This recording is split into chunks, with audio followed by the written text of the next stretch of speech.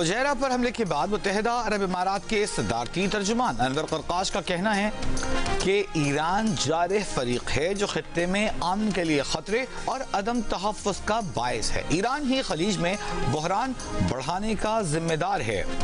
خلیجی اور عرب ممالک سمیت عالمی برادری کی فجیرہ پر ایرانی حملے کی مذمت، یو اے ای کی اس موقف کی توثیق ہے۔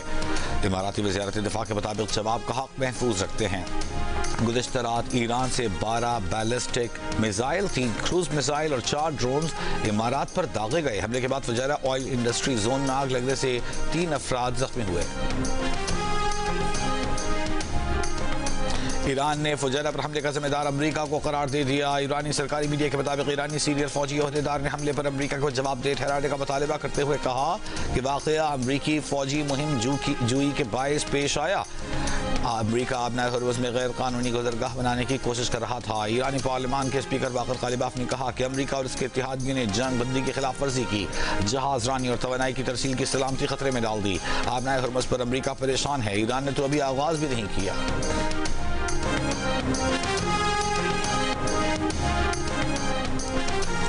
پاکستان کی متحدہ عرب امارات پر میزائل اور ڈرون حملوں کی مذمت۔ وزیر اعظم شہباز شریف نے کہا کہ جنگ بندی برقرار رکھنا اور اس کا احترام کرنا انتہائی ضروری ہے۔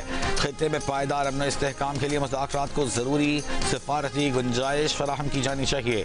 شیخ محمد بن زائد کے ساتھ مکمل یکجہتی کا اظہار کرتے ہیں۔ پاکستان اس مشکل وقت میں یو اے ای کی حکومت اماراتی بھائیوں اور بہنوں کے ساتھ مضبوطی سے کھڑا ہے۔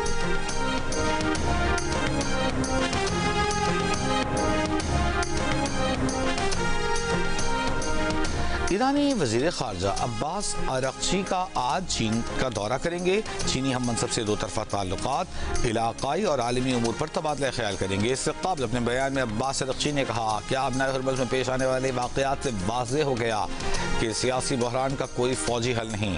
امریکہ کا پروجیکٹ فریڈم دراصل پروجیکٹ ڈیڈ لاک ہے۔ پاکستان کی کوششوں سے امریکہ سے بات چیت میں پیش رفت ہو رہی ہے۔ امریکہ کو اپنا برا چاہنے والوں سے محتاط رہنا چاہیے، متحدہ عرب امارات کو بھی محتاط رہنا چاہیے۔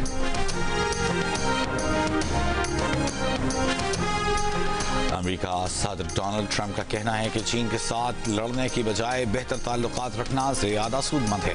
چین اور امریکہ کے درمیان تعلقات بہتری کی جانب گامزن ہیں۔ امریکی ٹی وی سے گفتگو میں صدر ٹرمپ نے کہا کہ وینزویلا اور ایران کی صورتحال پر چین گہری نظر رکھے ہوئے ہے۔ امریکہ اور چین کے درمیان مضبوط تعلقات قائم ہیں۔ فوجی لحاظ سے ایران اب تقریباً ختم ہو چکا ہے۔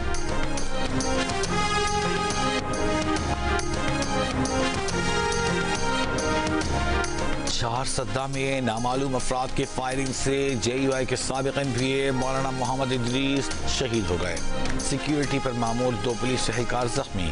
سیف سٹی کیمراز کی مدد سے ملزمان کی تصاویر حاصل کر لی گئیں۔ مولانا ادریس کو گھر سے مدرسے جاتے ہوئے آج صبح نشانہ بنایا گیا۔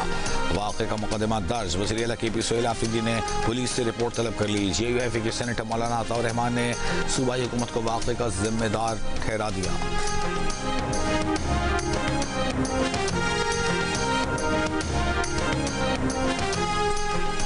وزیر اعظم شہباز شریف کی سرکاری اسپتالوں میں ہیپاٹائٹس اور ایڈز کے خاتمے کے لیے مریضوں کی اسکریننگ یقینی بنانے اور امراض کی بروقت رپورٹنگ کے لیے مربوط نظام تشکیل دینے کی ہدایت۔ وزیر اعظم کی امراض کا پھیلاؤ روکنے کے لیے ملک بھر میں آٹو ڈسیبل سرنجز کا استعمال یقینی بنانے کا حکم۔